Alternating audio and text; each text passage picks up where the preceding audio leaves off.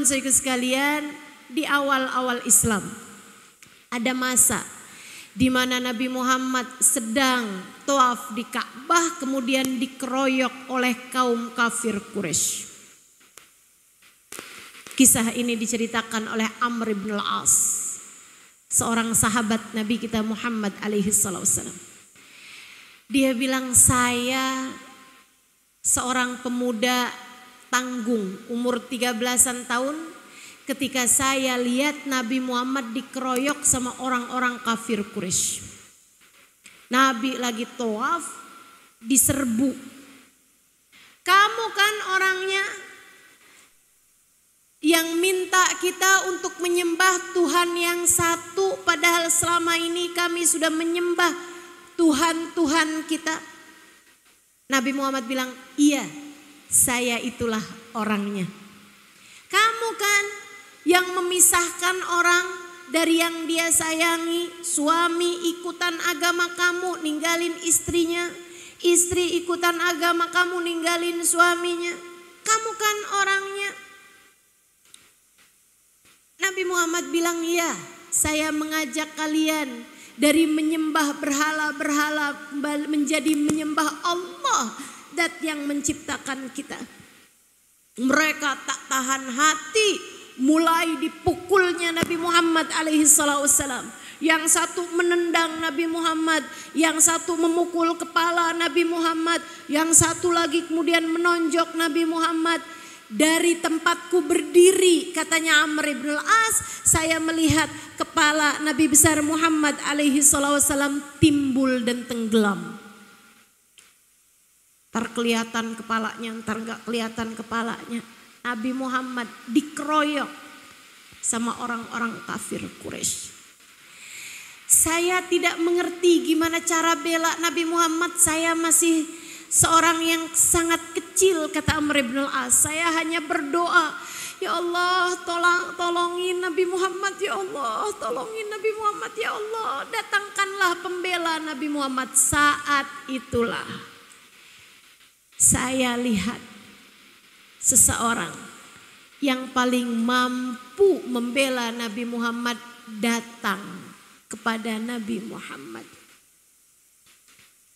Badannya kurus saja, tapi saya tahu dialah yang paling bisa bela Nabi Muhammad, karena meskipun badannya kurus, tapi cinta di hatinya sangat besar. Melebihi cintanya pada dirinya sendiri. Sayyidina Abu Bakrin Siddiq radhiyallahu taala anhu warḍah. Sayyidina Abu Bakar begitu ngelihat Nabi Muhammad dikeroyok seperti itu, dia langsung masuk ke kumpulan tersebut.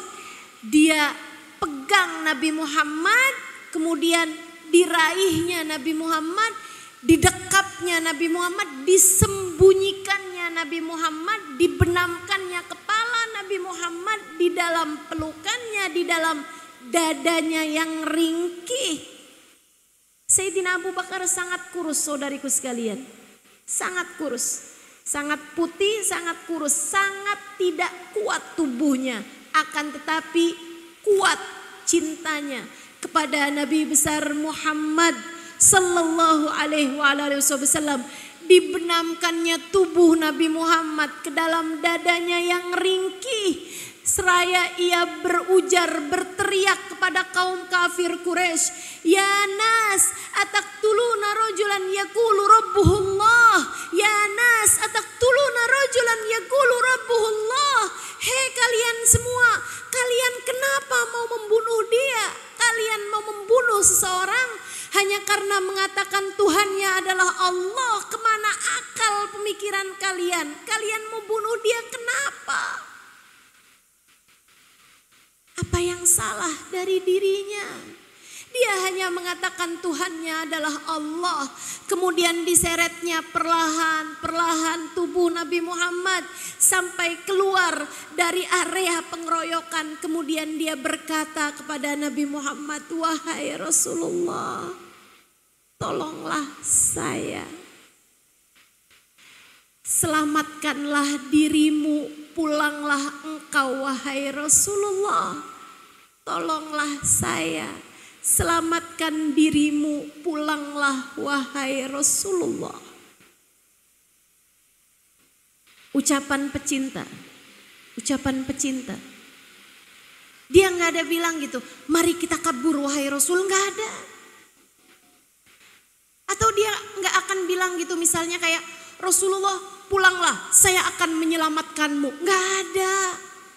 Pecinta tak pernah merasa berjasa. Pecinta tak pernah merasa berjasa. Ia justru mengatakan, tolonglah saya wahai Rasulullah, selamatkanlah dirimu, pulanglah ke rumahmu. Seolah-olah keselamatan Nabi Muhammad adalah keselamatan dirinya, bahkan lebih daripada itu. Kayak kalau engkau mau menolong saya wahai Rasulullah, selamatkanlah dirimu, pulanglah wahai Rasul. Nabi bertanya, waman alaihim ya Abu Bakar, siapa yang akan menghadapi mereka wahai Abu Bakar jika saya pulang? Wahai Rasul, selamatkanlah mereka, biarkanlah saya yang menghadapi mereka. Nabi akhirnya pulang dengan badan yang sudah babak belur, memar-memar di sana sini teman-teman saudaraku sekalian. Adik-adik, kita umat Nabi Muhammad. Nabi Muhammad mengalami masa-masa seperti ini. Yang kita semuanya bersyukur, berterima kasih. Makasih wahai Rasul. Engkau telah berkenan untuk menyelamatkan kami. Menuju jalan surga, menuju jalan Allah. Meskipun harus dengan memar-memar tubuhmu wahai Rasulullah. Nabi pulang. Gantian Sayyidina Abu Bakar yang dikeroyok oleh kaum kafir Quraisy hingga sampai berlumuran darah beliau kala itu pingsan di area dekat Ka'bah. Sampai orang pas lihat nggak tahu bahwa itu Sayyidina Abu Bakar. Dari banyaknya luka-luka, darah-darah berlumuran di tubuh Sayyidina Abu Bakar. Sampai keluarganya diadukan sama orang, mereka kemudian membopong Sayyidina Abu Bakar pulang ke rumah. Sayyidina Abu Bakar pingsan dari waktu duha sampai asar. Dari banyaknya luka-luka di tubuh beliau. Saudaraku sekalian, begitu asar, ini keluarganya ini udah bersihin lukanya, udah bersih-bersihin area-area yang kena pukul apa segala macam gitu, udah dibersih-bersihkan. Beliau bangun, tentu kita semua tahu, beliau pastilah sangat sakit, beliau pastilah terluka, beliau dengan segala keadaan beliau saat itu. Begitu bangun, lihat nih pecinta, lihat pecinta. Begitu bangun, dia langsung bertanya kepada anak-anaknya, kaifa halu Rasulillah? Bagaimana keadaannya Nabi Muhammad nak? Gimana keadaannya Nabi Muhammad? Kalian sudah tengok Nabi Muhammad? Nabi Muhammad dipukuli tadi nak di depan Ka'bah. Gimana keadaan Nabi Muhammad? Anak-anaknya bilang, ayah kan juga dipukulin. Ayah kan juga terluka. Udah ayah jangan bangun, ayah jangan bangun. Ayahnya bangun, kemudian antarkan ayah kepada Nabi Muhammad. Ayah istirahat dulu aja yang tenang ya.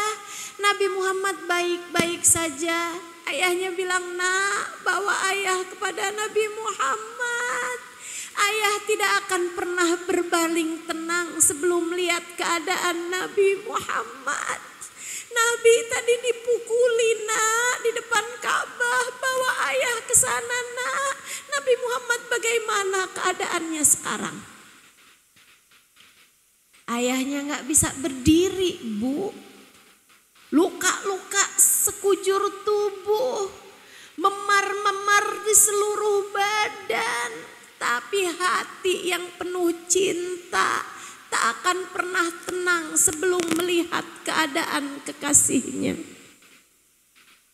Ia pun dipapah oleh anak-anaknya menuju rumah Nabi Muhammad. Karena maksa minta dibawa ke rumah Nabi Muhammad, dipapah menuju rumah Nabi Muhammad. Nabi tak kalah cintanya kepada Sayyidina Abu Bakar, karena memang Nabi Muhammad selalu membalas cinta dengan kadar yang lebih besar dari kita umatnya. Cinta kepada Nabi Muhammad tak ada yang tak berbalas. Cinta kepada Nabi Muhammad tak pernah bertepuk sebelah tangan. Jika kamu mencintai Nabi Muhammad, itu adalah pertanda bahwa Nabi Muhammad telah mencintaimu lebih dulu 1400 tahun yang lalu. Sampai dengan sekarang, hingga sampai nanti, cintamu kepada Nabi Muhammad akan selalu berbalas dengan cinta darinya. Nabi itu kalau ada umatnya yang cinta sama Nabi Muhammad pun juga dengan memar-memar di sana sini, berat bagi beliau untuk berdiri, sakit Nabi juga. Nabi kemudian keluar dari rumahnya di saat Sayyidina Abu Bakar sudah mulai terlihat. Jadi Sayyidina Abu Bakar datang masih jauh, itu sudah lihat Nabi Muhammad berada di luar pintu, siap menyambut beliau. Nabi Muhammad melihat Sayyidina Abu Bakar, semakin dekat Nabi pun berjalan, setengah berlari menuju Sayyidina Abu Bakar. Sayyidina Abu Bakar ngelihat Nabi Muhammad berlari menuju dirinya, dia lupa terhadap semua sakitnya, dia lupa terhadap semua lukanya. Sayyidina Abu Bakar berlari menuju Nabi besar Muhammad, dilepaskannya pegangan anak-anaknya, dia pun berlari menuju Nabi Muhammad hingga keduanya berpelukan di depan pintu rumah Nabi besar Muhammad, di halaman pekarangan Nabi besar Muhammad sallallahu alaihi wa ala alihi wa sahbihi wasallam. Menangis keduanya berpelukan, bukan menangis sedih atas keadaan, bukan. Akan tetapi menangis bahagia karena mendapati kekasihnya dalam keadaan baik-baik saja. Alhamdulillah, engkau sehat wahai Rasulullah, alhamdulillah. Engkau sehat wahai Rasulullah, alhamdulillah. Nabi Muhammad bertanya, bagaimana keadaanmu wahai Abu Bakar? Sayyidina Abu Bakar menjawab, alhamdulillah, saya baik-baik saja selagi engkau baik-baik saja wahai Rasulullah.